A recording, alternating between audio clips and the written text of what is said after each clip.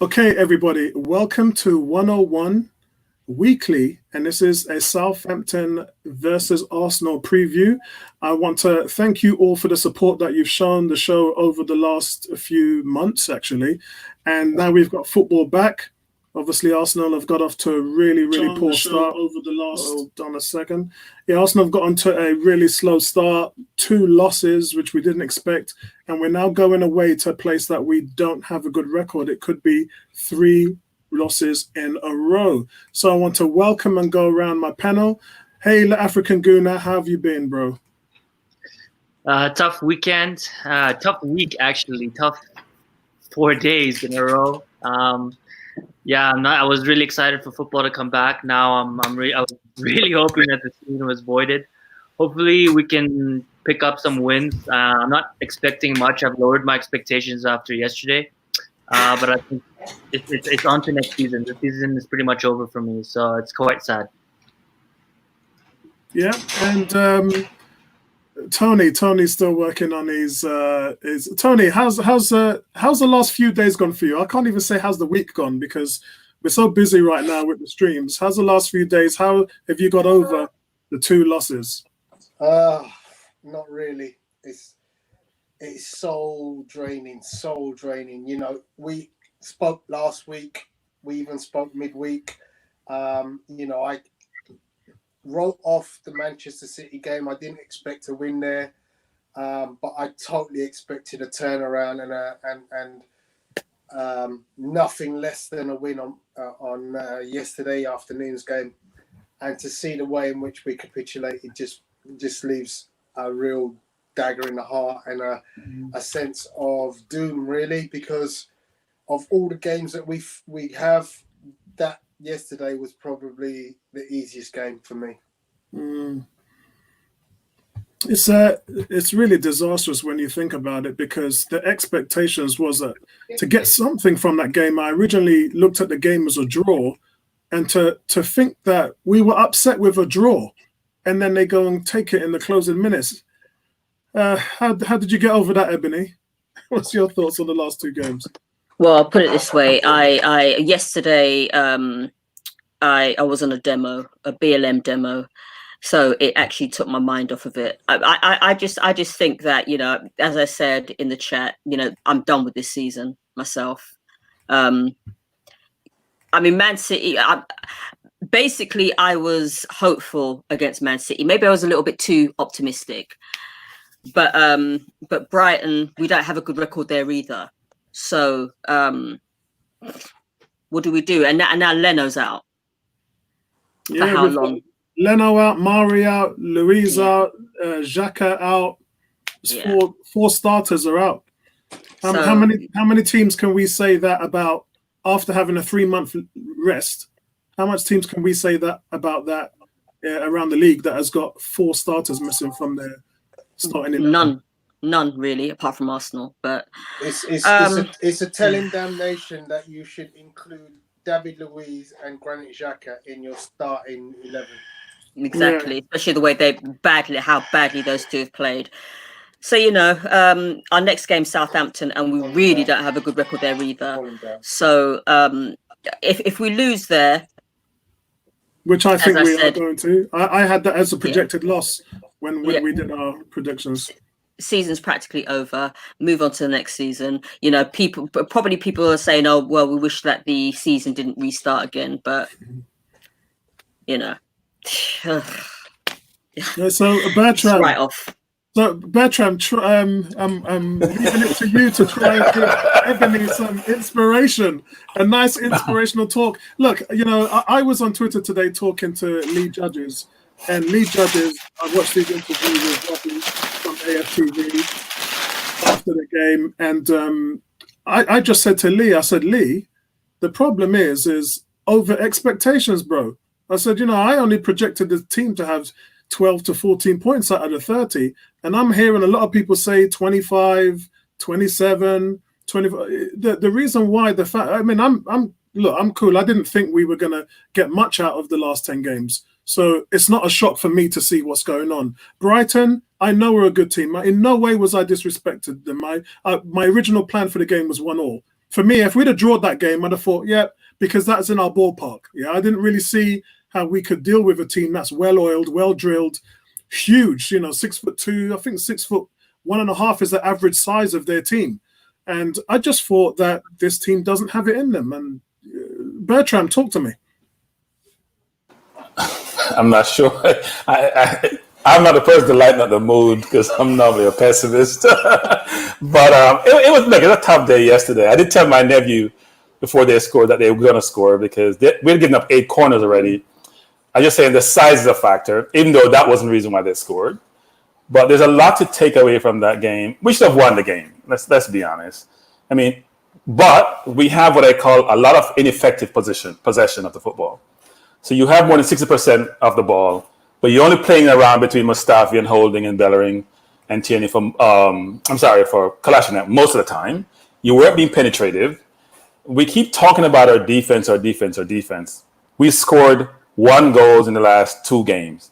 Let's stop beating up just the defense. It's the team. The entire team need reconstruction. Now, there's some good players in the team between a Saka and a Tierney and a Pepe. You do have the foundation and Saliba coming in. There's a lot of deadwood in the team that needs to go.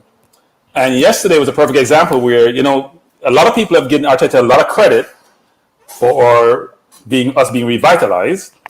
He's had about 18 points from a possible 36 or something in that range, or 20 from 36. So not like he's been hitting the ball off the cover. He's been doing okay. He's been treading water, frankly, for a team of our size. On our reputation, we should be doing much more than trying to get 20 from 36 and say we're doing great. We're not doing great. And it was interesting yesterday to see a number of times in the game where you could see Brighton's strategy. The last goal they scored, the corner that they scored on, and the last goal they scored were designed plays. They weren't a happen chance where they isolated 2 persons on the corner and we didn't pick it up. We sort of fall asleep on that. And then that play where he ran over the ball and went back for the wall pass. Those things were even training ground. And even in the game, they actually had another point in the game where they did what Man City did last week with Rodrigo. They blocked us off the first person on the right. I haven't seen us have any strategy offensively in any game to try to create opportunities while we're struggling. So I'm challenged to see all this euphoria about the greatness of Arteta.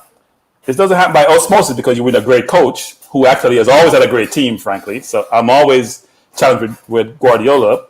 Great ideas, great ingenuity. Haven't seen his results, but he doesn't have the best team on the field. And Arteta, even though we get a lot of praise from Sterling and others about how good he is, being a manager is different from being a coach. And frankly, some of the decisions that he has made, I'm listening. I watched AFTV yesterday. Even watched them when the game was going on. I watched a lot of different forums because I was on Sonny's forum also. The one question being asked continuously is, where's Martinelli? Yeah, so we are going to talk about that, and actually let's let that be the first subject since you brought it up. So this is going to hurt because the African Guna, Martinelli is his favorite player, and this guy has got 10 goals and 2 assists. Now, let me just run through the numbers before you guys give me your opinions. Now, Danny Ings has scored 19 goals and 3 assists. That's a combined effort of 22 goals. Pierre-Emerick Aubameyang has scored 20 goals and 1 assist. That's 21. So Danny Ings has had more production in goals than Aubameyang has. Tony says he's rubbish. I mean, I remember Tony saying a while ago, I said Danny Ings, and Tony says, just dismissed him. And I watched him yesterday again, and he plays a complete game. Yeah, he's got a complete game. He's through with his back to defenders. He plays on the wing. He can pass the ball. He can play 1-2s in the box. He could drop off and make himself a 10. And he runs too. He plays with energy. Plays hard. He plays hard. Yeah. Now, this, as I said, so what team does he play for? That's even worse because he plays for Southampton, meaning it's not as good a team as ours, so he shouldn't be scoring that many goals. It's a perfect example of where a quality player on a team that doesn't do as well is producing the goods. He should be scoring 19 goals on Southampton. That's when you play for Man City and Arsenal and Liverpool. Southampton's a place. I think right now you have to turn around and say that he's probably playing in a better setup than Arsenal. Let's be honest. Probably. Let's stop trying to make it out like Pierre-Emerick Aubameyang is playing with a world-class team. He's not. He's playing with bums. Yeah? Danny Ings looks good, and you're trying to discount Southampton and saying they're not. But I'm absolutely steadfast in my belief that Danny Ings is a pub player. He's not even in Aubameyang's world in terms of goal scoring. But I disagree with you in terms of look. He's a player. We gotta separate this whole notion of just a goal scorer. He's a football player. Yeah, you play defense. You control the ball. You hold up the play. You beat a man. You bring your team into play. Aubameyang is one-dimensional. He can only score a goal and he does nothing else. Yeah, I agree. He's a world-class goal scorer. But that's it. And if Aubameyang had more to his game, as I said, I've mentioned this to you guys before, he's got the lowest assist of the top 10 strikers in the league. And that's the reason why he might have scored one more goal than Danny Ings, but Danny Ings has had a hand in more goals than Aubameyang has. I'm gonna break this down to you. Yeah? Gary Lineker is the most single ponied footballer, trick pony of all time. He could do nothing except score goals. Yeah? But he went to the World Cup and scored goals. But he has one trick, score goals. Yeah? Olivier Giroud has got way more in his locker in terms of all-round game than Danny Ings. Yeah? He's a World Cup winner. And he never scored a single goal in the World Cup. Yeah, as a striker, he's a much better player than Danny Ings, but didn't score a single goal in the World Cup. So when you're comparing apples and pears, yeah, compare apples and pears. Danny Ings is no world beater. Danny Ings is listen, he's not what you're making out. He's not. No, he's putting the numbers up. Pierre-Emerick Aubameyang. Yeah, he's definitely proven these naysayers wrong because he's near enough 20 goals. I think Vardy started in like League 2. Where was Vardy? Where did Vardy start from? Where did Vardy start from? No, I didn't. I deliberately didn't mention Vardy because Vardy can turn a game on his own. No. But I'm saying, where did he start from? Did he come to some great academy? Was he a star player?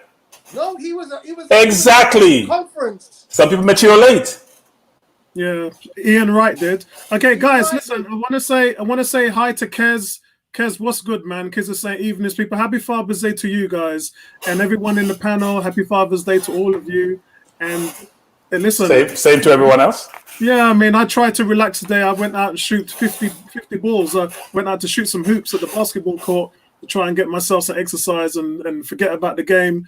And Kez is saying it was poor from the players in terms of fight. We just seem to think just showing up was good enough and there was no reaction. Yeah, I think the reaction is what really turned me. And I'm going to talk about that when we come to tactics. And we did miss a lot of chances.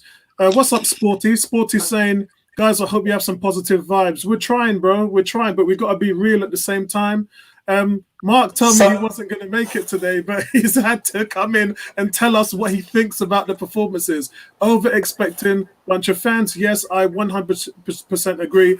And I warned everybody about that. I said to you guys months ago, pamper your expectations because this isn't a very good team. Arteta's been there for 6 months, and 3 of those months we were in lockdown. So, yes, we can question some of his substitutions, but we definitely saw before the Man City game, we saw a reaction. We saw better defense. We saw better controllable, tighter shape. And unfortunately, we haven't seen those in the last 2 games. We really haven't. And that's why I'm a bit concerned at the moment because I'm thinking, hold on a second. What, 5 clean sheets in the last 8 games? And then we let in 5 goals in our last 2. What is that all about? It's just a complete capitulation. We're lost somehow. Boy, I don't know what's going on. James, good to see you, James, as well, bro. And Aaron, yeah, man. Aaron, a week ago from your birthday is a long time away. Take us back to the lockdown. We need more time. Yeah, for real, bro, for real. Let's key on Martinelli, the African Gooner. Why isn't he playing this guy? So, firstly, I wanted to address the discussion between Tony and Bertram. I just want to put it out there that if you have, Arsenal and Southampton both playing at their, at the highest possible caliber, you're always choosing Aubameyang over Danny Ings. I mean, I see both of their points. I'm actually sitting on the fence here because, yes, Danny Ings is more of a complete player, but when you have a flowing team, a free-flowing team that's shooting at the top of its game, Aubameyang wins hands down. I mean, he's a goal scorer, and yes, he's not a fully dimensional player, but he's a striker. He's only supposed to be scoring goals. So I see both of their points, and I think it's interesting that they both have their own views. And so, I just wanted to point it out there. I agree with both of them. So that's a tough one. And in regards to Martinelli, what Bertram said, yeah, I mean, as soon as the game is over, you usually go to Arsenal Fan TV to see what other Arsenal fans are thinking, because you want to see if your thoughts are aligned with theirs. And it seems like there's a consensus around the whole world of why Martinelli hasn't played. As you said, Lee Judges was mentioning, or Mo was mentioning actually, that out of 10 substitutions that we've had in the last 2 games, Martinelli hasn't been one of them. And that causes serious concern. Now, there's a lot of people bringing up the fact that potentially there's something happening behind the scenes. But guys, we've all seen Martinelli. He seems like a disciplined kid. He seems respectful. He seems like he has his head down. I cannot believe that there's something going on behind the scenes, that he's disrespecting Arteta or whatever the case, because that's not the character or personality that he's reflected throughout the season, at least to me. And I'm sure a lot of people agree with that. So it just doesn't make sense why he's not playing. In regards to holding him back for a specific game, I mean, what are we waiting for? I mentioned that, if I was Martinelli, I'd be looking at, I mean, I know he's under contract, but I'd be, if a team comes in, Barcelona comes in with 60 million, if I was Martinelli, I'd be pushing to get out of Arsenal right now, because 1, he's not getting the opportunities, and 2, his career progression, it doesn't seem, the trajectory is not an uphill trajectory for the next few seasons if you're looking at the team and the amount of rebuilding that we need to do, right? So it's really interesting that dynamic of what's going on. But I think ultimately we can all come to the conclusion that Martinelli should be starting over Nketiah, 100%, over Willock, over Reece Nelson. I mean, the output that he's put is just unquestionable, right? And regardless of if Martinelli doesn't touch the ball, the fact that when he comes on the pitch and he gives 110% and he adds that energy to the rest of the players, I mean, we're 1-1 and there's 5 minutes to go, and the players are walking. And this is not something from this game. This is a culture that we've seen year in, year out. The team doesn't seem hungry. They're okay with 1 point, which is really, really, it's disgusting to see as an Arsenal fan, because I'm here sitting on my chair wanting the team, trying to push the team, but I can't physically do the running for them. And they're the ones who are getting paid £100,000 a week or whatever, high wages, right? That's really disappointing, man. I wish, it's my dream to play for Arsenal. I would do anything. I would bleed for Arsenal, and the players that are on the pitch do not bleed for Arsenal, and so they shouldn't be playing for our club. So, Tony, there's a lack of efficiency in scoring goals. We had our chances. We had, I believe, 7 or 8 shots. Saka hit the crossbar. Lacazette's header was saved by Ryan. Lacazette's shot as well was blocked by Dunk. We got to be more efficient, Tony. We got to be putting these away. Also, Tony, a lack of leadership in the team has been talked about for a long time. But when you switched over where there was no crowd noise and you heard the silence, that's when I was like, hold on a second, because sometimes I switch and turn off the crowd noise just because I want to experience what it's like. But when I heard nothing in the second half, I was like, hold on. If you listen to the game without the crowd noise, you can't hear any players talking to each other. You can't hear anyone giving commands. Where's the leadership? Tony? There's no leadership right now at Arsenal. It's absolutely disgusting that, we haven't got a single player who on that pitch is shouting at players, is instructing, is directing. It's unbelievable that Pierre-Emerick Aubameyang right now is our captain, because his performance yesterday, and despite all I've just said about him to Bertram, his performance yesterday was atrocious. His passing is atrocious. And it's quite clear. I said it last week. His place is not on the left wing. He's useless there. But what I did see that was encouraging was that Tierney and Saka seem to be doing things. But Aubameyang, outside of scoring goals, was pretty much ineffective all game. We just lack a spine. You know, Guendouzi just isn't ready. The game goes past him after 60 minutes. You know, I'm struggling, really. Yeah, I know, mate. I know. Ebony, before I come to you, Ebony, let's listen to what our boys are saying in the chat room. Now, Kez is saying, funny thing is, Giroud wasn't good enough. World Cup wasn't good enough. What we're doing is not good enough. It's not about high expectations. It's about seeing the small improvements. Kez, bang on. I've been saying this for years. The fans want instant success. They want it all, and they want it now. And then when these managers come in, they say, yeah, we'll back the manager. And as soon as something goes wrong, the fans go into meltdown. And I stand afar because I'm not like that. Yeah. And as I said, I've supported teams that have never won a damn thing before in their life. So I know what it's like. I know what failure's like. Arsenal fans talk about failure like they know what they're talking about. Try being a Utah Jazz fan. Yeah. I know what failure's like. I know what not being able to win a title is like, and missing the playoffs for 10 years and things like. I know what that's like. So when you see things like this, I step back and look at Arsenal fans, and that's why sometimes I call them privileged, because your expectations are so high. You think you're going to do this, you think you're going to do that, but the team's not good enough. We're on our third manager this season for a reason. We're on our third manager this season, and for Arteta is just finding this out, that it's not the same Arsenal that he left behind 3 years ago. Apollo, good coaches have come here and failed. Apollo, what you have to remember, though, is Arsenal pay the highest premium of any club in England. In the world. Yeah? In the world. In the world. Yeah, yeah, in the world. We've gone from Highbury to the Emirates and seen our season ticket price astronomically go up to a level that is unheard of in this country, you know, and we expect our team to reflect what we pay for. Yeah, this is a service industry. Don't forget. Yeah, of course. This is a service industry. You get what you pay for. Yeah, of course. I can understand if you support Borussia Dortmund and they don't win nothing for 5 years, because Borussia Dortmund, you can get a season ticket for £300. Yeah. So let me go to Ebony. So Ebony, I always go through rhetoric before I go to any of you guys. Ebony, how are you going to change? You know, Arteta's given out his instructions. The players are not listening, especially on them two breakdowns. How is the young players going to change if you can't attract the top players in the world? Nobody wants to buy a Mustafi or an Ozil, and you can't keep adding players without selling players right now. You can't go out there and spend money unless you sell players, and our players are worth nothing. What's happening there? Well, you know, I mean, first of all, I want to say, you know, ask, you know, do we lower our expectations? And I think we have to.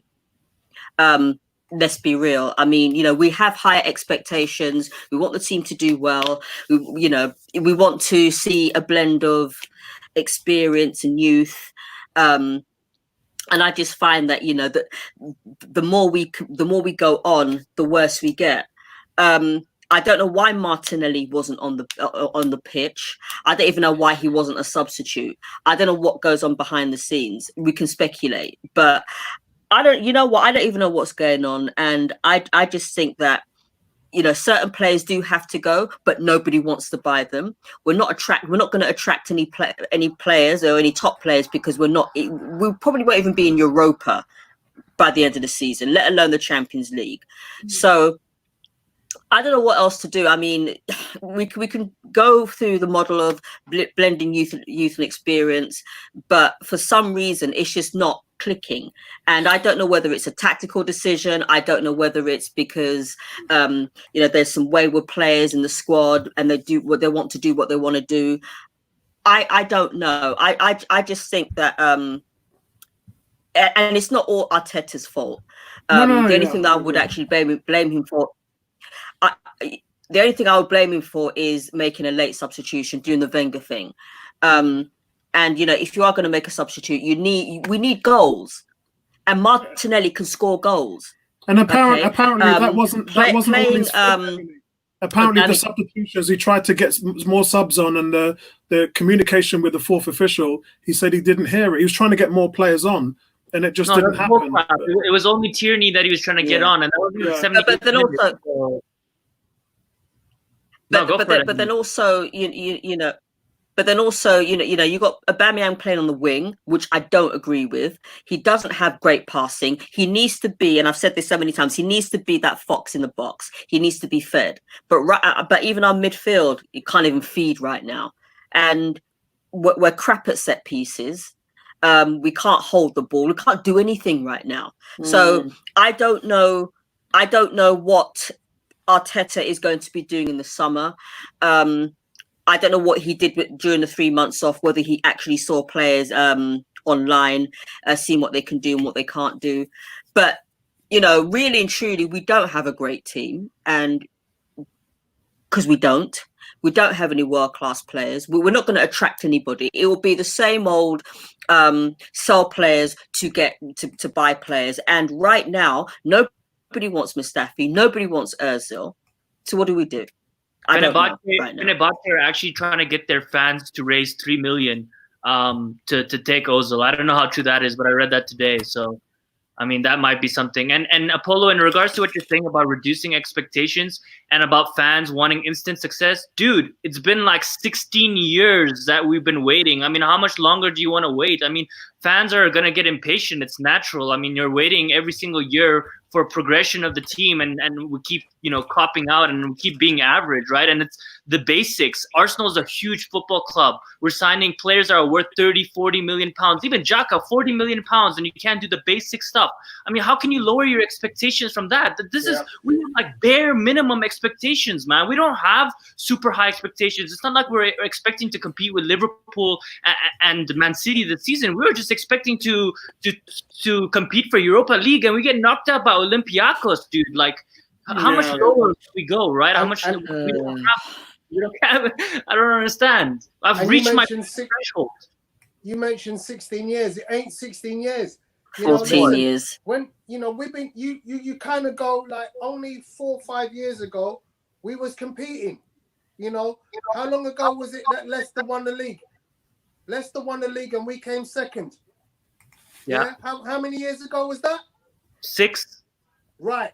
So if we came second only 6 years ago, 6 years is the period that you're saying we've lost so much ground that we've come past Everton, past Sheffield United, past Wolverhampton, past there's just teams now that you're saying, hang on a second, this team was second. Yeah, and then we're being surpassed. So Bertram, we got lucky that season, by the way. So Bertram, Lacazette has still not scored an away goal from home since February 2019. When your best player, Bertram, is an 18-year-old in every match that you're playing in, the root of the problem is very obvious. The kids have nobody guiding them. How can they develop is one. None of them are good enough to really take control. I'm talking about the midfield now. None of the midfield players are really good enough to take control of the ball when they're under pressure. It's obvious that the standards have dropped.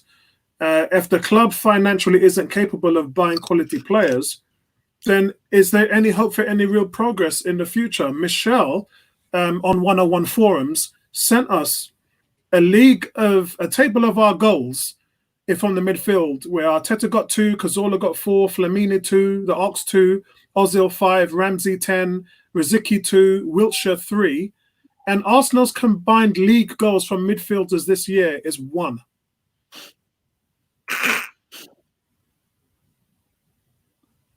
Look, I think sometimes we are so focused on the tactical element, we're not thinking big pictures we should be. So if you want to see what a problem is, then go with the root cause. Now, we have a genius we got from Barcelona. It's supposed to get us all the best players, and then we're going to go on from there. The coach is going to have the best players. What has he done since he's been here? We got rid of Maitland-Niles, right? Who is supposedly a genius at bringing in players, and he brought in a few between Aubameyang and Guendouzi and others. But what has the great Barcelona legend, great negotiator brought into the team. Who has he brought in? Maybe Saliba will be a turn, maybe Pepe will be. But to date, we haven't seen the fruits of that labor. And I've always said, strategically, if you fail to plan, you plan to fail. And if you're not strategic in your thinking about construct your team and do it tactically, then it doesn't really work really well. So we keep talking about all these intangibles. I actually believe the players had passion in the field. When those did grab what's his name by his neck, they had passion. They wanted to win. Leonard showed passion when he was getting off, even though he's injured. He wanted to go, hit the player who bumped into him. I don't think he was trying to hurt him. It happens. These mistakes happens. The ref was poor. There's a lot of reasons you can come up with. But let's stop being tactical and be more strategic in our thinking, which is it starts at the top between the owner, between the director of football or technical director, what do you want to call these individuals in these leadership positions? That's where it starts. And you work your way down to the people in the field. We don't have the quality to compete with the top 6 or top 8. So if you notice the Man City game, we struggle to move the ball from our defense to our midfield to our forwards. We can't go through the lines. We turn back because we can't get by those. We can't move. We can't beat any players. We can't create space for ourselves to make passes. We just struggle really badly. Man City didn't struggle with us. They walked the ball in our goal. Literally, they missed goal where they walked the ball from the defense into our goals. We couldn't even do that with Brighton. Brighton laid back, and we couldn't create a way to get behind Brighton, right? Because they were playing a little bit deep. But we don't have the players. We have Ceballos, who we all praise in this forum a lot of time when he just came. He's a chicken without a head. He spins and spins and spins and goes nowhere. I think Guendouzi tries, but he's still young. He's not even 21 years old yet. Saka played really well yesterday. I thought he had a poor game against Man City, but most players do if you're not dominating them. Aubameyang plays his normal game. Why are we cursing Aubameyang? Tony just extorted his virtues, his greatness as a goal scorer, Tony. In today's football, Lineker, yes, was great. But Lineker wasn't a Barnes, for example. Lineker wasn't a Barnes, and Lineker got to play over Barnes, even though they play different positions. It's a different story when you talk about today's football. You have to be a total footballer. In those days, nobody played defense when you're playing. You play 4-2-4. No one played defense. In today's environment, every person, including the keeper, has to play the ball and play defense and play both ways. And right now, we struggle really badly as a team to play what Cruyff would call a total football. So at the end of the day, I'm not surprised where we are. I think we're going to struggle for the end of the season. And look, the future is not all bleak. We're going to get Tierney's going to have half a year on his belt. Saka had a whole year on his belt. Hopefully we can sign him. Martinelli should be in the team. Saliba will come in. We just have to strengthen the midfield and a couple of defenders. And frankly, Lacazette needs to go. There's a reason why Wenger benched him. So we cursed Wenger when he benched him. They're seeing what they're seeing. And I'm sure it's training why Martinelli may not be playing. Whatever that entails. Arteta has his view of his player. Arteta also has to be questioned. If there was crowd at Emirates, Martinelli would have played. Because the crowd would have pressured Arteta to put Martinelli on the field. They would have screamed and shouted for Martinelli, Martinelli. We see that in sports all the time. And the coach would feel the pressure. And he'd be asked the question by the pundits. They didn't answer those questions. But then when the crowd asks for a player and the press gets involved, then the coach feels the pressure. Right now, he's not feeling any pressure.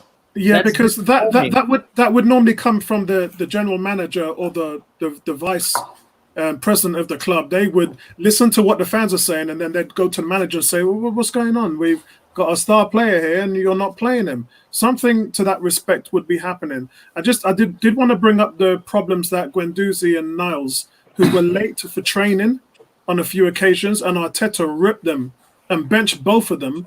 Over a month, they didn't play. So Aubameyang, here's my problem with that. So would he have benched Aubameyang if he was late? What, me or Arteta? No, Arteta. Would Arteta bench Aubameyang if he was late? Yeah, I believe he would. No, I don't think he would. There's no way. No. Then, if you're saying that, then you haven't taken into consideration the boundaries and the philosophies that he's trying to follow. If you look at how Pep Guardiola and Arteta have dealt with their team, and if you look at what Pep did to Thierry Henry when he went to Barcelona, I don't take Arteta as anybody who will suffer any fools. Yeah, and they all know that. And I was talking to Iwobi's agent the other day, and it was the same thing that he was saying. Yeah, you know what? Arteta at Man United at Man City, Arteta was cutthroat. He was just as cutthroat as Pep was. So when you're saying that, I don't believe for 1 second. So here's the difference. One second, Apollo. 1 second. So here's the difference. He has Sterling. He had Sane. He had Mahrez. He had Silva. You can afford to bench a star player when you have replacement. Aubameyang plays half the game. Sometimes he doesn't even care. He doesn't run back. He doesn't take him off the field. He can't afford to. Yeah, I don't think there would be any favoritism. That is definitely not what's happening at Arsenal. Bertram. I have to agree with Bertram on that one because Me there's too. no doubt that right now Yeah. Aubameyang is not in any way deserving of a place in that team.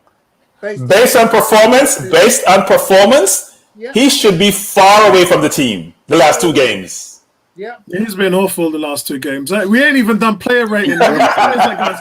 We haven't done player ratings here for the first 2 games. If you look at 101, I've not written a damn thing. There's no ratings on the channel. Listen, Apollo, you and I sat together and watched the Bournemouth game, and you and I both were able to see how poorly Aubameyang tracks back. Yeah. It showed no improvement against Man City, and it showed even less improvements against Brighton. I was so disappointed to see the way he moved. And he plays every minute, right? Yeah. Are we saying that Aubameyang's lazy? No, we're not saying he's lazy. I don't think he's lazy. I think he plays when he wants to. Okay. Yeah, we're not saying he's lazy. We're saying he's limited, and that limitation shows you why he's not playing for Real Madrid. It also shows you why he's not playing for City or Liverpool, and it shows you why he'll probably be an Arsenal player next season. Because unless someone comes in for him with some mad money, I can't see. Can I just say? But can I just say that if Aubameyang played for City, he'd be a different player. Yeah. Yes. If he played for Liverpool, he'd be a different player because he's got. I think it's because Liverpool and Man City, they've got better players all round. So if Aubameyang was to play in either of those teams, then he'd have much more to his game. So I don't know whether it's the training. I don't know whether it's because naturally Aubameyang just doesn't track back. I've only ever seen him track back once, and that was against Man United at the Emirates. That was the only time I saw him track back. I don't think he'd be a better player. I think he would give more effort, right? I think his skill set is what his skill set is. Not going to change. Yeah. He's not going to pass better. He's not going to beat a player, but he will give more effort. His whole career, he's never had to defend. So why are we all of a sudden expecting Aubameyang to be one of those players that are? Because it's in the Premier League, African Gunnar. This is not Dortmund. This is not the Spanish league. This is not Italy. This is the PL. You have to play defense. If he's playing as our center forward, is he expected to come back and do the defensive work that he actually is expected? But he's not playing as a center forward. I know, that's my point. He's being played in the right position, and you're expecting him to come back and defend like a left winger when he's never done that his entire life. He's 30-something years old. He's not going to all of a sudden come back. I mean, he's not going to change. And the one thing is if he was playing at Man City, he would be playing at the point. He would have been number 9. He wouldn't be a left winger. So Apollo says that Pepe didn't play the last game because of his probably poor defensive abilities or lack thereof, right? He couldn't afford to play him. So why are you playing Aubameyang on the wing?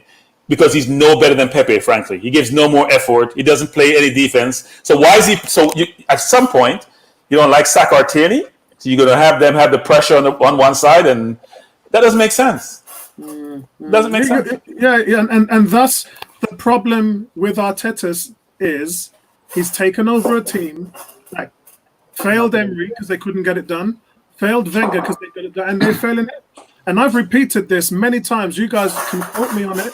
I said this many times. I said these players failed those managers, and I said they will fail Arteta. And what they're doing is they're failing him, and he has to create an exodus to get in the players that he wants to get in.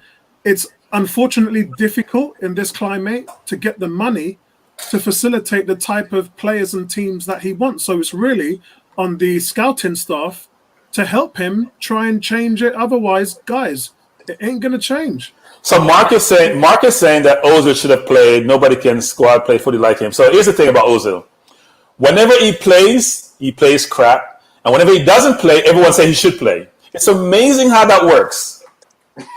He's missed wait. He plays poorly when he plays a lot of times, and then when he doesn't play, everyone is up in arms why he didn't play.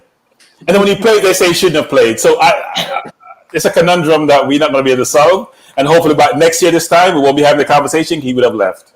Yeah, he'll probably left. I wanted to add something if I could on Aubameyang. I mean, he's not a long distance runner. He's a sprinter, right? So when you're playing in the modern game, your left and right winger need to be long distance runners. They need to be able to come back and come up and down the line as much as possible. Aubameyang wastes a lot of his energy coming back. I mean, he doesn't do the defensive work, but at least he shows his face. And I think that's a lot of energy for him in the forward line. He gets drained at the end of 60 minutes. He can't do the same running that he can.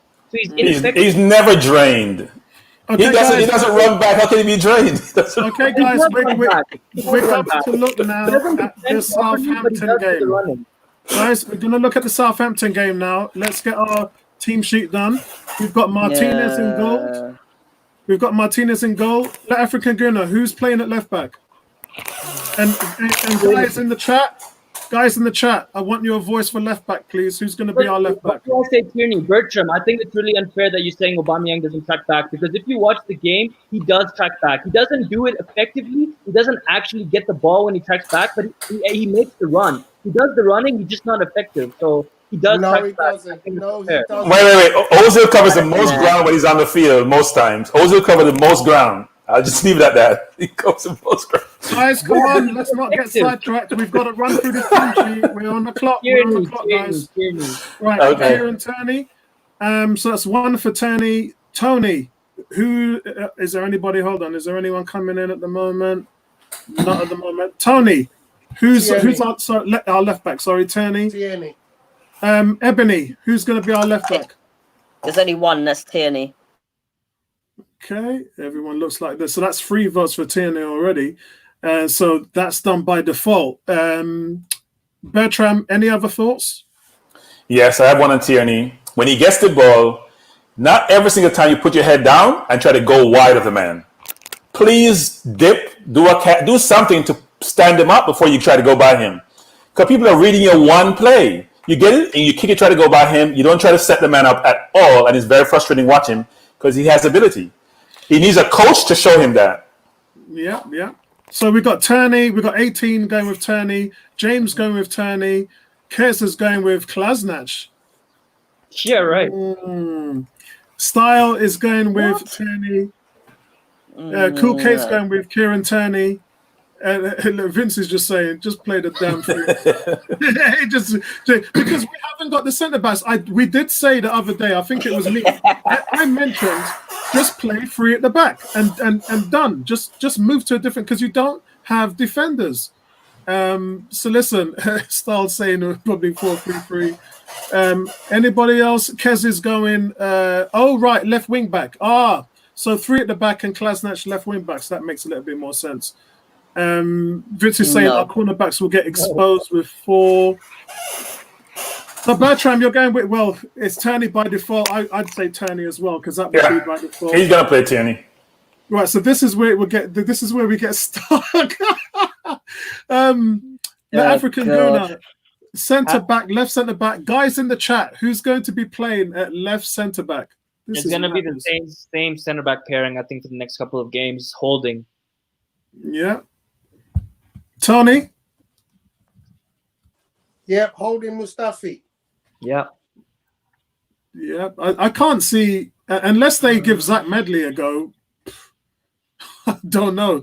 That's not going to happen. No, it's not going to happen because it's too soon. And unless Holding is at risk of an injury, which I really don't know. Hey, let's not be shocked if something happens. Ebony. Okay, Holding with Mustafi, even though I can't trust Mustafi with with my life. Those are my 2. Because who else do we have? Yeah, it's a short list, and everybody's literally saying the same thing. Literally short list. Yeah, Holding, James Holding. Style is just going.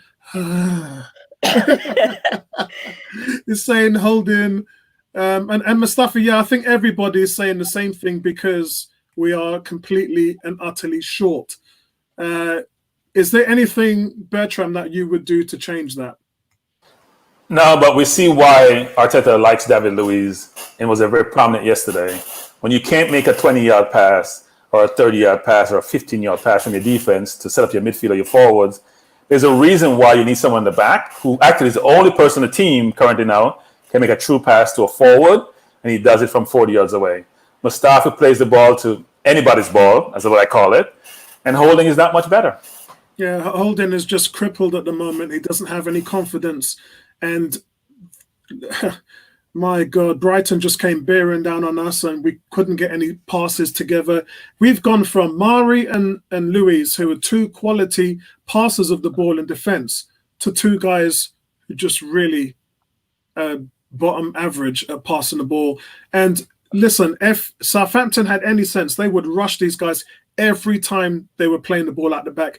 Considering that Martinez hadn't started a game since 2017 in the league, I would rush the hell out of these guys playing it out from the back and force them into an error. That is probably going to happen. I mean, let's see what they do. Bertram, have you got any other change? It's going to be Holding and Safi, isn't it? Yes. Okay. Right back. African Guna and guys in the chat. Who starts at right back in this team? Because Bellerin's had 2 games there. Do you go with Niles? Do you change it? Do you keep him in there? What do you do? African Guna? Yeah, 2 things from me. You're right, Apollo. If I were Southampton, you definitely rush those 3 because they're inexperienced and they don't have the skill. So what does that mean? That means that we need to tactically change the way we play in that game. We can't play out from the back. We're going to get killed if we try that. So that's the first thing we need to mention. The second thing is Bellerin, yeah, he's gotten his chances. And, I don't really like Maitland-Niles, but I'd like to see him. I think we should give him another shot at this game. Bellerin had 2 games. I mean, out of position again yesterday. I don't know what's happened. Since he became vegan, he's lost his speed. I mean, yeah, it's just really disappointing. They were saying that Inter Milan won him for 20 million. Please take him, honestly. Like 20 million, I'll take that. I mean, he's not worth that at all. So Maitland-Niles, and I'm really hoping he can put in a good performance. Yeah, I totally agree. So we've got James going Bellerin and less Maitland-Niles. 18's going for Niles. Kez is going for Niles as well. Yeah, because Bellerin, after that groin strain, Bellerin's had 2 games in 3 days. So I'm guessing that Bellerin might be rested. I'd be shocked if he starts. Style is saying Maitland-Niles. Everybody's saying Maitland-Niles. Tony, who starts at right back? I'm going to go with Maitland-Niles because A, Bellerin's played 2 games, and B, he's not really doing anything that's making us think, well, have we got a world-class right back in our midst? Not really. Agreed. So, we're not losing out anything by giving him a rest, which he actually now needs. We're not losing out. We haven't, I you know what? I don't even know who we could. Obviously, Cedric Source would be the next name in the hat, or would have been if he'd been fit. Steven's killing me here. if we've got a player in the youth team, I'd play him now. I'd literally play I'd even consider playing Reece Nelson at right back right now. Because I don't think we lose anything. Yeah, I agree. Now's the time to kind of do your research and your tactics to build up and see what players we got. You know what? You got nothing to lose. You might as well start blooding some youngsters. Yeah, totally agree. Before I go, let's see what the guys are saying. Nice one, Stephen, by the way. And Kev, Bellerin would prefer the Maitland-Niles, in midfield. And Vinci, if you want your right back, Bellerin to do what your midfield can't do, then blame him. I can blame for not performing. Yeah, but it's just not. He's just Bellerin for the whole of this season has been below average. He really has. Ebony, right back. I can understand the call for AMN simply because Bellerin is playing like he's scared to be injured again, and we can't afford that anymore. So just stick Ainsley there. Yeah. Bertram, would you change from that? Would you like to see some change? I don't think Arteta likes AMN at right back. I haven't seen any indication that he likes him at right back at all. So I'm not sure why he would play him there. I think he probably play Bellerin again. That may seem crazy, given that Bellerin has had a long-term injury and he's played 2 games in a row. But the next game is what, Thursday? Yeah. The amount of rest. I think he's going to go back with Bellerin. So He's desperate for a win. He's going to try to play his best team, I think, even though he doesn't know what his best team is. Right, so guys, let's move on now to left holding midfielder, and they didn't play well. Ceballos has completely gone into a tank now. He's going back to Spain. He knows it, and he can officially go back to Spain in 9 days. On the 30th of June, in 9 days, he can officially say goodbye to the team, and he's out of it. And he's playing like it as well. He's not even, there's no effort coming from him. In the second half, I just didn't see him running at all. It's a shame because this is such a quality player. I had such high hopes for him, and he just doesn't look like he's interested. For me, he's already left. And Torreira, good news is, guys, Torreira came back into training, and the pictures we saw on Arsenal's YouTube channel was that he was there throwing a few passes together. So I think they would probably start him on the bench. I don't think. What was that? I don't think that they would put him into a game situation just yet, but he'll definitely be a part of the squad. That's for sure. So, guys, African Guna, who starts at right holding midfield? Holy crap, Polo. What choices do we have, man? As I said, none. Torreira's back in training. Yeah, I would start him, but you're saying he'll start the game. I agree. I don't think he'll start the game unless we rush him, and if we rush him, he might get injured again. So maybe it's not worth doing that. So it might have to be Guendouzi and Ceballos again. One thing on Guendouzi, I know Bertram said he's young and stuff, and yeah, I agree, he is young, but he's holding on to the ball way too long. I mean, he tries to dribble sometimes in the wrong positions, and if he makes a mistake and he loses it, we're screwed. It's a turnover, and then our defense is on the back foot, and we know we don't have good defenders, and then boom, a chance and potential a goal. So Guendouzi needs to do much better for me. I think I think him and Ceballos were both poor. I think they were both poor. Yeah. And we don't have a choice but to go with both of them again. Well, and remember, guys, listen, let's not be too hard, because if there wasn't for the 2 defensive mistakes, this game would have been a win, and we wouldn't be standing here slagging every player off. Yeah, let's sort of remember that this is where we are. Just because a couple of guys have average games doesn't mean that they'll play well in the next game. No player can play great every game. We know sure. that. Yeah, some play. Apollo, I think even if we won 1-0 and the game stayed at 1-0, I don't think I would have changed my opinion. I still think both of them, Guendouzi and Ceballos, had an average or below average game. So even if we won, I still feel like I would have said the same thing, to be fair. So we're going for James is saying if he's fit, Torreira, and I'll have to agree with that. I'm going with Torreira. I think Torreira might start. If he rests him, he rests him. But what else? What else can you lose? I mean, we've lost 4 players already. Kev is saying Saka, Guendouzi, Maitland-Niles in the midfield. Kez is saying our midfield doesn't support the forwards.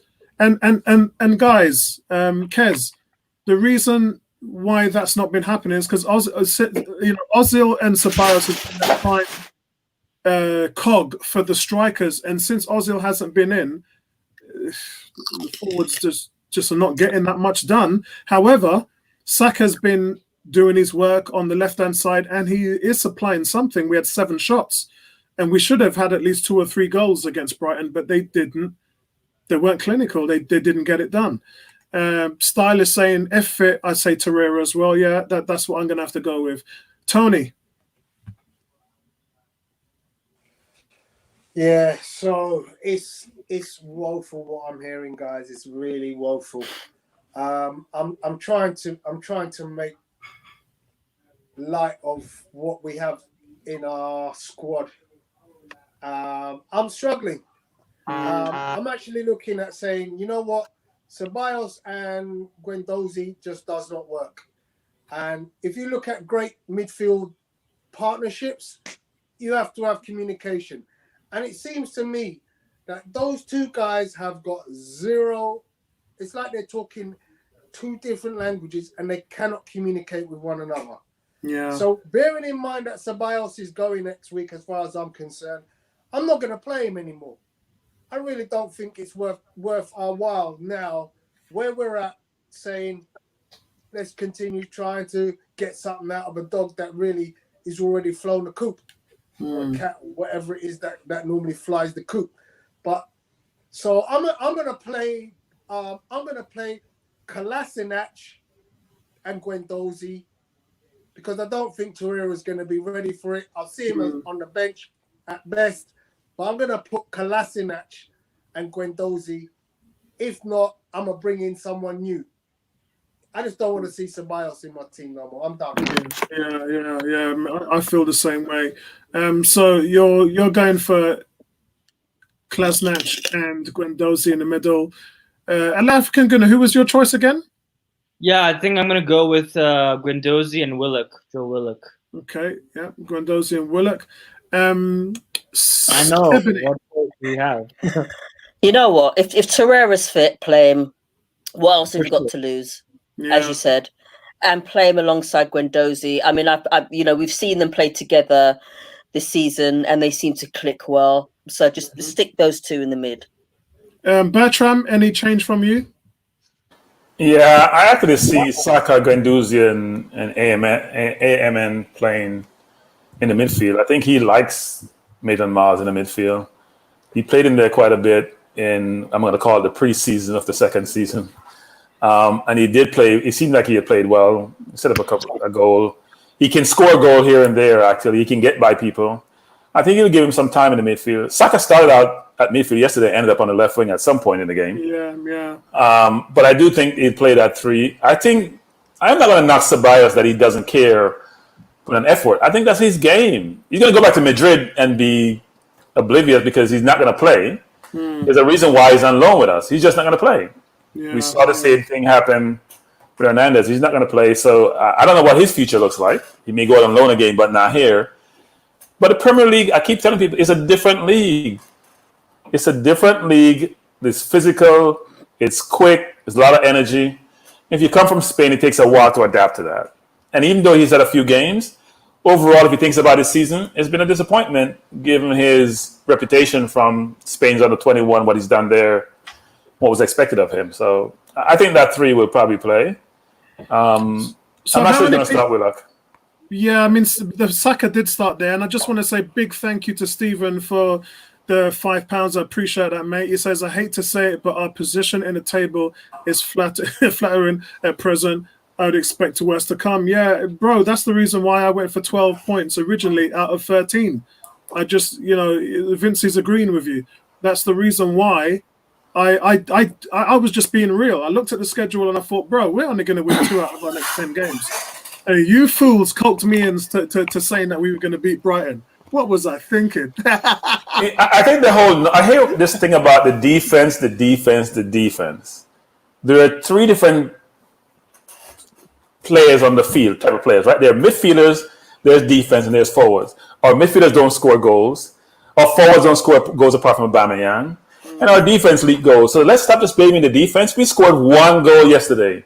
We have scored 17 goals in the 14 games on Arteta. Let's say this again. 17 goals in 14 games. That's not even 1.5 per game. It's less than 1.5, just over 1.1. So why this focus just on the defense when we're not putting the ball in the net on the other side?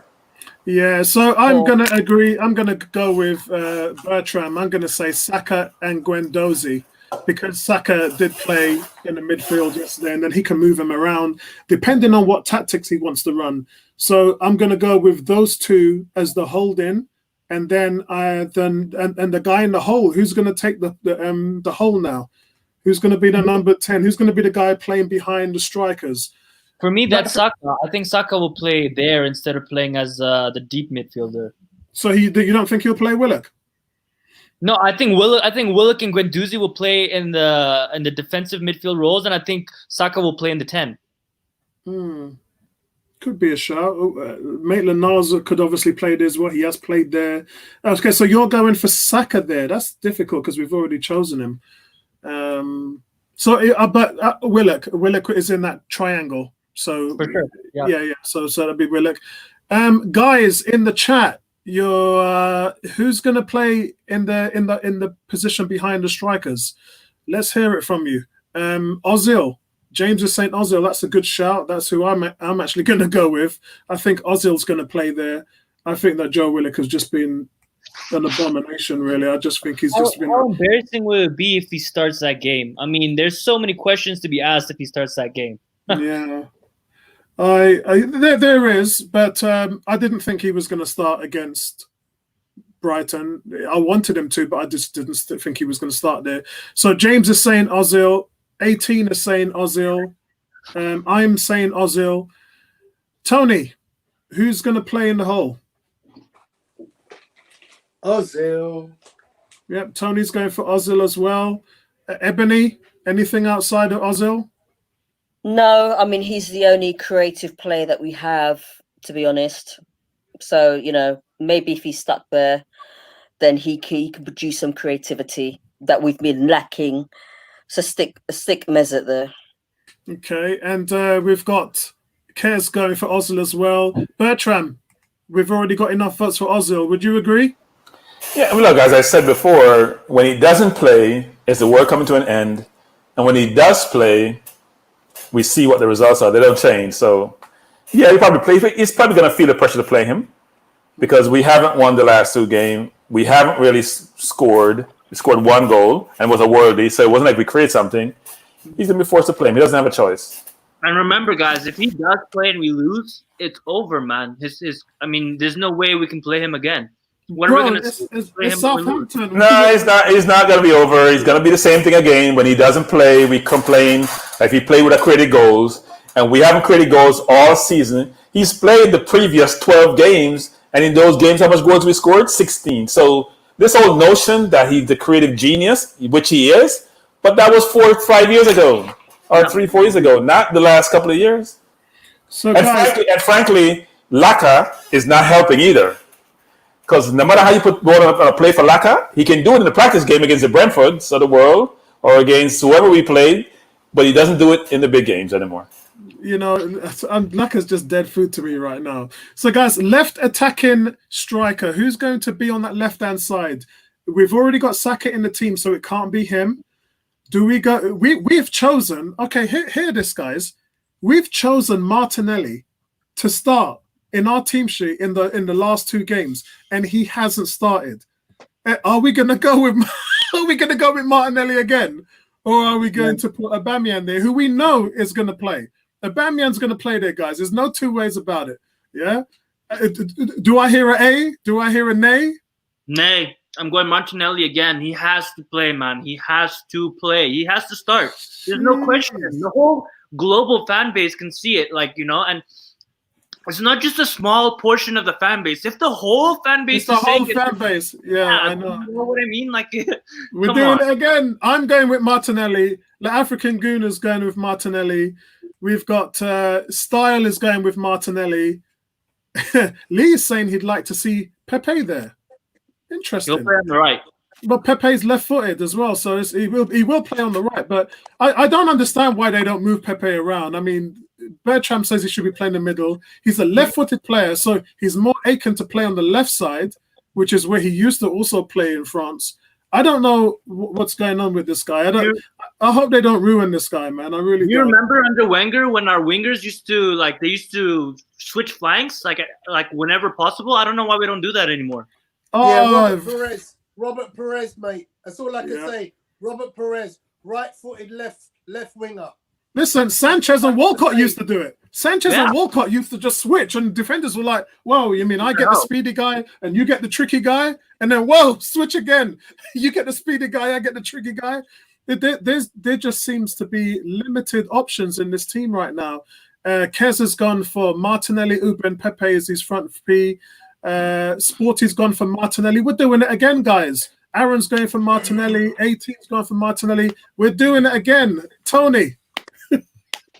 Martinelli. Yeah, I think we're doing it again. Ebony, anything different outside of that?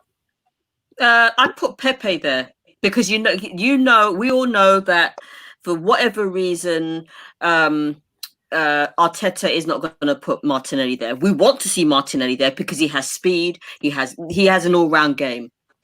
Yeah, Nay is saying Martinelli must start. Oh my God! What are you doing, Steve? Steve is saying Martinelli. If he doesn't start, management, yeah, someone's going to have an ear with these guys, because what we're seeing, what we're seeing is crazy. Lee's saying Martinelli's got to start. How can this be? Oh, all right, guys, listen. We have 2 players in double digits goals for the year. One of them is the captain and plays every game, and one of them can't get in the team. What is that? What is that? We have a guy who's in double figures. No other player apart from Aubameyang is actually playing, and this guy's got 10 goals. I can't believe what's going on. The fact that Edu brought him in, Edu needs to say something. I'm going with Martinelli as well. It's going to be Martinelli again for us on the left, guys. On the right-hand side, La African Guna. I have to be Pepe. Didn't do much for me last game, but he scored a world-class goal, and that's what you pay $72 million for. A moment of brilliance. I think for me, he just needs to develop his all-around game. A lot of times he just runs too much for me, and defenders kind of shepherd him out of play because they know he's going to have to cut on his left foot at one point. There's a lot of times when he can cross it with his right foot and he just doesn't have the confidence or the skill to. So he just needs to improve that part of his game. And take on more players, man. I mean, he didn't take on that many players for me. I wanted more from him. Yeah, he did. Sorry, I think I'll miss out Bertram on the Martinelli thing. Bertram, did I miss you out? Yeah, but Martinelli's not going to start. Come on, we know this. Is Nketiah going to play? Your Samuel Eto'o is going to be in the middle, along with Abba and Pepe. Is Samuel Eto'o in the middle? He's not going to be. Nightmare. I don't see Martinelli starting. He hasn't played in the last. He's going to play him because he's going to force it to rotate players, but I don't see him starting. 10 substitutes and he still can't get in the team. Tony, who plays on the right wing? Is it Pepe or does Reece Nelson get a run? Because let me see. So Pepe didn't start against City. He started against Brighton. Was Pepe? Yeah, he was substituted, so he came off. Yeah. So it's possible that he'll start him again then. Tony. Nobody else delivers a ball like Pepe. Nobody else has a free kick like Pepe. Nobody else does a corner like Pepe. Nobody else can score a worldie like Pepe. I can't tell you how much you guys like. You need to listen to the interview. Ian Wright, Alba, and Laka. Pepe is the guy. Next season, if we get it right, Pepe will be the guy in the team. Presence, blood. So here's what people don't seem to miss actually yesterday, which is African Guna talks about Pepe and just dribbling to the corner. They were shipping in 3 players to mark him. My biggest disappointment was we didn't give him some help because the left back had a yellow card. And what you do is you isolate him, put him under pressure because he's going to be afraid to tackle. We don't do that. We don't have that strategy in our game. We just play football. So you don't create mismatches. You don't put people under pressure by when they have a yellow card. Pepe needs to play in the middle. The sideline doesn't help you sometimes because you're locked in. You can only go inside. You put him in the middle, he can go left, he can go right, he can go straight, and they give him more room to maneuver with his skills. He's isolated on the wing. We don't have enough players in the team that are people fear to allow us then to say you can't mark him with 3 people. They're marking him with 3 people. Yeah, they are. But if they're marking him with 3 people, we as a team should be smart enough to acknowledge that and move the ball fast enough that we can catch the players that are out of position. I mean, yeah, I agree. The ball's not moving fast enough. So, guys, listen. I just want to close this out. That means that there's only one space in the middle for the point man, the anchor man, and it's going to be Aubameyang. So, because obviously the captain's got to get in the team. So, we've kind of gone this way because we think this is the best team. We think this is the team that's going to get the result. But what we're seeing is, I mean, remember when I put that picture up with the Pepe, Laka, and Uber, the most expensive strike force in the Premiership? We put that up, didn't we? That picture and said, "Oh, defenses, you're gonna get it now. You just wait till we unleash the dogs." Once we get these dogs out, you guys are gonna die. And what's happened? Yeah, completely dead. Nothing. But it's not totally their fault, right? As we said, the midfield, and it's not just now, guys. It's been at least a year or 2 that our midfield hasn't been creative enough. When we lost Aaron Ramsey, we lost that little bit of creativity that we actually had, and we're really feeling it now. So, guys, let's get some closing arguments here and let's get some predictions. Guys in the chat, can you give me your predictions for the Southampton game? Would love to hear what you guys are saying. I think Arsenal are going to lose 3-2. I'm going with 3-2 to Southampton. The African Guna, what's your prediction for the game? Yeah, so my closing remarks is they said be excited. Ha!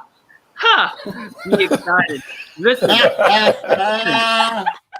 Josh needs to come out. I know he won't, but he needs to come out and he needs to say something. He needs to give us direction as fans of what's going on. We've just lost 2 massive games that has kind of completely shut down the whole fan base. He has to come out as the CEO or whatever you want to call him. He has to come out and address it. He has to have the balls to do that. That's what a proper management team would do. That's the first thing. The second thing is, unfortunately, this team still has me by the balls, and I still have hope. Even though we're shit and everything, I still think we're going to win 2-1. And I'm heartbroken, but it's okay. I'm prepared for it. Okay, we got loads of predictions coming in from the guys. So let's see what we're going. Aaron saying send the team sheet to Arteta. Actually, I'm gonna email this to a few agents today and then see what feedback I get back. James is going, we're gonna win 1-0. Mark is saying we're gonna lose 2-1. 18 saying we're gonna lose 3-0. Nay, and listen, Nay is one of the most positive gunners that I know. God bless you, Nay. And she's going for 1-1, man. Kez, 2-1 to Southampton. Vincey's gone for 3-2 to Southampton because the 3's in front of the 2, Vincey, so I'm going to have to take that as a Southampton win. Mark is saying we're going to lose 3-1. Sporty's saying it's going to be 2-2. Kuke is just going, what's he saying? Arsenal is a gift that never stops giving. Arteta's the right man for us after 2 defeats. That hasn't changed. I agree, mate. I agree. We got to give him a chance. He ain't really done that much. He hasn't had the time, and he's not going to have the money as well. Style is going with a 1-1 draw. Cricket Ball's going 2-0 to Southampton. Wow, this is real, bro. This is real right now. You're going. Sorry, Vincent. You're going 3-2 to Arsenal. So it's 2 for Uber, 1 for Pepe, and Danny Ings is going to get their 2 goals. Stephen has gone for 3-2 to Southampton. Arsenal trailing, and then, yeah, Zach is, Zach's, here we go. So Zach's gone for 3-0 Southampton. Bro, this is real right now, man. This is real. Tony, prediction. First of all, big shout out to my cousin. What's that? Shout out to my cousin, Nick. Sporty Jordan, flipping hell, I'm conflicted because I have no confidence in this team whatsoever. I have no confidence that we can score a goal because I don't see who's scoring goals anymore. But I'm an Arsenal fan and I'm always going to go with Arsenal to win. So I'm going to take a scrappy 1-0. Yeah, scrappy 1-0 to Arsenal, yeah? Yeah. Okay, cool. Vincey's just corrected me there to make sure that it was 3-2 to Arsenal. Yeah, cool. We've been talking about this. Why isn't Arteta playing Martinelli? Yeah. And Pepe should get more credit because I've been talking to people so many times saying all that wonderful movement is happening on the left-hand side where Saka supports Uber and all of that, all that's happening over there. But our right back is not coming up and supporting Pepe. And Pepe is left out on an island. His name is not Darryl Green. His name is not Deion Sanders. You can't expect him to be left on an island. And it's been so long. And Arteta, before the lockdown, got Ozil there to support him. He's got no support whatsoever. He's gone back to it. And if you look, they double and triple team Pepe for most of the game. When he cut in that player before he scored, there was 2 defenders standing in right of him ready to close him down. And he hits the ball almost out of instinct before it went in the net. He just, the boy must be frustrated, man. Must be frustrated.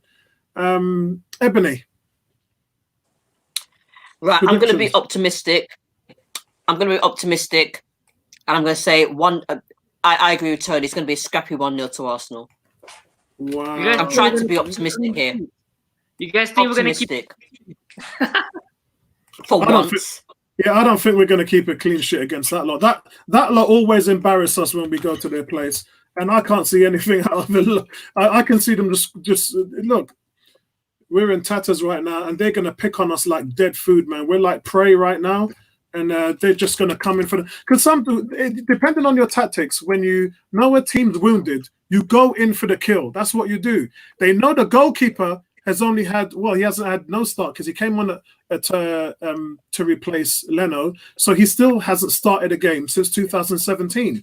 But look, I'm a big Martinez fan. I do like that goalkeeper. I thought he was fantastic 2 years ago in the Europa Cup. Last year, I thought he fell off a little bit, but he's a good goalkeeper. I really do think he is, and I actually thought I agree. I actually thought at one stage Leno last season should have been dropped when Leno was making all them mistakes. I was actually saying you drop him, yeah, and put Martinez in there. That's just exactly what I said. Yeah, that's you know, and look, I'm happy he's going to get his chance. It probably looks like it's going to be for a while, so I hope that Martinez does really well. Let's wait. That's exactly what I said on the. That's exactly what I said on the 101 page, and I got vilified for that. So yeah, well, I'm back. I agree. Martinez is a good goalkeeper. I'm backing you, honey, man. I'm backing you. What I wanted to say is that, honestly, guys, the goalkeeper is not going to make that much of a difference for our overall game. I mean, if we can't score in transition, I mean, we're talking about the goalkeeper as if he's really going to impact our game. He's not going to make that much of a difference. I mean, there isn't much of a difference. The distribution might be better, but overall, it's not going to change our game. It's not going to change the way we finish the season, in my opinion. I disagree. I think it's going to change everything because playing the ball out of the back, we have not looked good doing that at all. Not even one Otai. I can't. This was supposed to be his forte. This was supposed to be something Leno was going to be better than Peter Cech at. Because Peter Cech, let's be honest, was still a good stop shopper. Yeah, he just was horrible with the ball at his feet. So when Leno came in, we were all like, "This is the goalie we wanted." And from day one, and all of you could quote me on this because I'm the only person that was saying, while all these keepers are going for 60, 70 million, we picked the one who was the most mistake-prone goalkeeper in Europe and got dropped from the German team. And you can all quote me on that. I said that from day one. He came into the Premiership, and in his first season, and I set the stats for you lot last week on 101, in his first season in the Premiership, he made more mistakes than any goalie in the season, which was 6, leading to goals. And look, we're getting what we paid for. However, he is a good shot stopper, but he hasn't impressed me with his ball, with the ball to his feet. And I want to see Martinelli come in and do a job. I really hope he can Please do not talk about Cech with the ball at his feet. Please.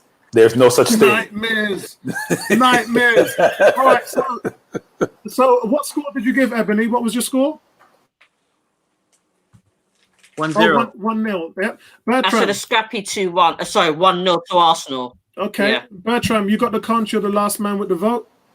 Yeah, so it's interesting in terms of the fans' perspective after 2 losses. If you had asked this question 3 weeks ago, we would get Southampton 4 and 5. All of a sudden, reality bites. Look, I think it's going to be a tough game. I think they have a good team. I think the Danny Ings of the world are going to give us trouble. He did the last time we played them at home.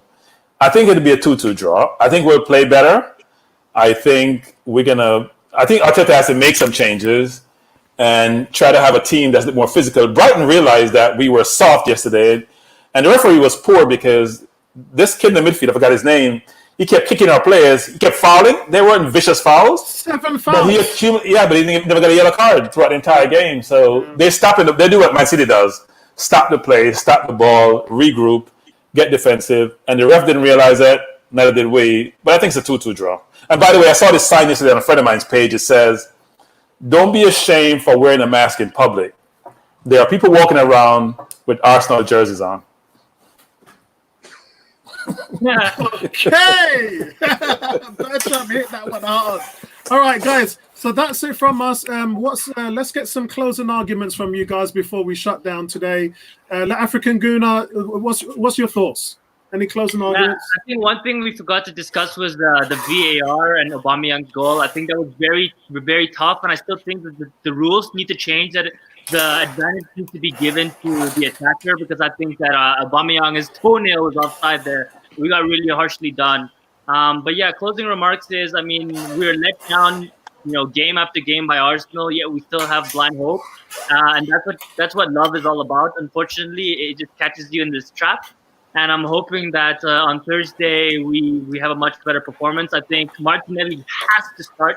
If he doesn't start on Thursday, I'm going to really question Arteta. I mean, right now I'm kind of iffy, but it's not his team and stuff. So for me, I'm still giving him some time. But I mean, if he doesn't start Martinelli on Thursday, for me, there's going to be a massive issue, and I'm really going to start questioning that. So Martinelli needs to start, and we need to be more physical, and we need to show that we actually want to win the game. I mean, 1-1, as I said, and players are just walking about and stuff. This is Arsenal Football Club. We should be winning 3-4-0, let alone being 1-1 around the 90th minute, right? So we need to see much more urgency, and Arteta needs to be instilling that culture that if you're not running at 110%, I'm pulling you off.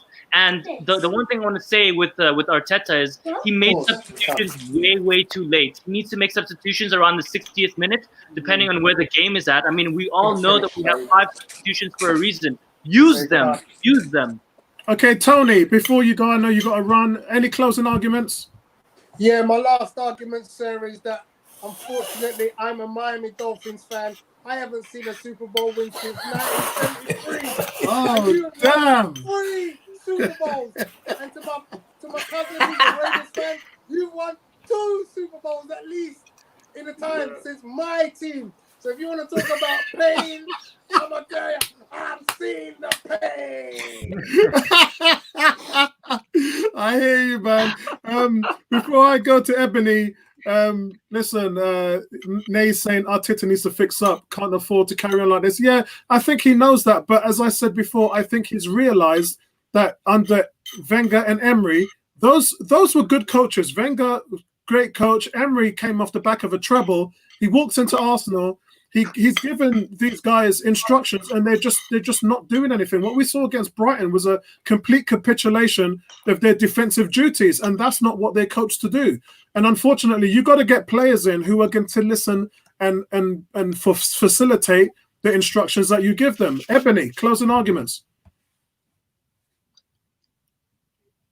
Okay. We need to stop playing like a pub team or second-rate team. And we need to go out there and show why we're a big club. For too long, it's been a case of just turning up and underestimating teams. You need to stop. We need to get back into winning ways, starting with Southampton. Yes, I'm being optimistic, even though it's at St. Mary's. But Arsenal, please. If you want that coveted spot, you need to start winning. And unfortunately, we're in a position now where... They had it on the plate, but then they screwed up. I looked at the league table today, and I looked at the. Oh man, it's embarrassing. Other teams got, I mean, it's not. Yeah, we do need other teams to drop points too, and that's the position that we're in. We have to now rely on teams around us to drop points. So start playing like a big club, and let's try and get excited again. Please, Arsenal. Boy, Ebony is just licking that soul food. Manish water, fish soup, pea soup, yam and dumpling, soursop, dasheen. Not quite. Hey, listen, Bertram. We've got okra in the mix. I got some pig foot, okra, oxtail, cow foot soup, everything. Bertram, closing arguments from you. Well, I think Arteta has to try to go back to what has worked in the past. You can discard the City game because we're going to struggle in that game. But if you look at when we drew with Chelsea, we had 10 players on the field when Abba got sent off. We still came back and had enough fortitude. So I don't question the team's desire and fortitude. But Martinelli was playing, and he plays like 2 people on defense, and he plays offense. He's our most complete player. And apart from, say, Saka and even Maitland-Niles, they're complete players. We don't have complete players up front between Aubameyang, who is only a goal scorer, or like I said, who doesn't have speed. You need to have your most complete players on the field to enable you or allow you to have the best chance of winning. We don't have that. So my hope is that he's going to go back, revisit the tapes, look at what worked well in the past, try to leverage that, and try to pick his best team. And the problem is he's isolated, so he's not hearing all the feedback from all different avenues. That then triggers your perspective to say, let me think about X and let me think about Y. It's only his view on what's internal that he's probably leveraging. I think the fans can be influential. And somehow he has to get it to him that Martinelli needs to be on the field. And please play him. He give us the best chance to win. And rejiggle the midfield, because you can't have three midfielders. None of them can play defense. It just doesn't work. Yeah. That's the problem. You have Guendouzi and Ceballos are similar players, frankly. They like to hold the ball. They like to dribble the ball. And at some point, it's going to cost us. But at least we have the ability to be able to score and be able to manage that deficit. So, look, I'm not despondent. I think I'm looking forward to next year when... And by the way, guys, we keep talking about not having any money. Tottenham bought 170 plus million at 50 basis points. That's almost like free money. That's 0.5% you're paying on it. If we all get that for a mortgage, we all would go out and borrow $1 million to buy a house. Why can't we do that? Use that money to do something in the club, pay for expenses, and then use the other money to do transfers. Work around the fair play, the rules that restrict you financially. But if you could go to the Bank of England like Tottenham did and borrow 170 million, why can't we do it? In fact, he probably should do that and reinvest the money someplace else, frankly. Yeah, we'll have to see how smart these guys are this summer, because they've only just come in last season, Edu and the likes of Arteta. So it'd be nice to see them work with Huss Fami, who used to be at Team Sky, who now does the contract negotiations, to find a way around this. So that's it from us, guys. African Gunnar, where can we find you? Want to say one more thing? I think we should get #FreeMartinelli trending on Twitter. I mean, I'm getting on it straight after the show. I agree with that. It's about time. Martinelli to start, that's what we need to do, right? I mean, Yeah. you can find me at Le African Gunner on Twitter. I think I'm gonna definitely put a post on #FreeMartinelli, and follow my YouTube channel, Le African Gunner. Yeah, let's put that up now, shall we? Yeah, I'm going to go straight to it after this, guys. Straight to it. Guys in the chat, let's get this trending on Twitter. Let's get to it right now. Yeah? You need to pay for a banner, actually, that says Free Martinelli and fly to. Tony, where can we find you? Yeah. Tony, where can we find you? Twitter, Instagram, Facebook, all under Pugilist Boy. Excellent. And you can Ebony. find him at Kyron's Crazy Adventure Channel. Excellent. Great channel. Ebony, where can we find you? Facebook, a little bit of Twitter, Instagram as well, and the 101 page. Brilliant. And Bertrand, where can we find you? 101 page. Excellent. So that's it, guys. I appreciate that. Wonderful from you guys in the chat as well. And I thank my brilliant panel. Always a pleasure to have you guys on. And the feedback I get from the chat room as well. You guys are amazing. Thanks for the donations to the channel. Really, really helps us out. And I don't say that just to be coy. You know, we're a channel that's growing right now. And because we're growing, we want to give you a better service. And all the donations coming from you guys really does help. It really does. So I appreciate the commitment from you guys to following us. That's it. So listen, we'll see you later on. We'll probably we're doing roughly about 3 or 4 shows a week now. So we'll see you soon. We do have the Wednesday booked in. So hopefully we'll be able to do something nice there. Speak to you guys later, man. Peace out. Peace.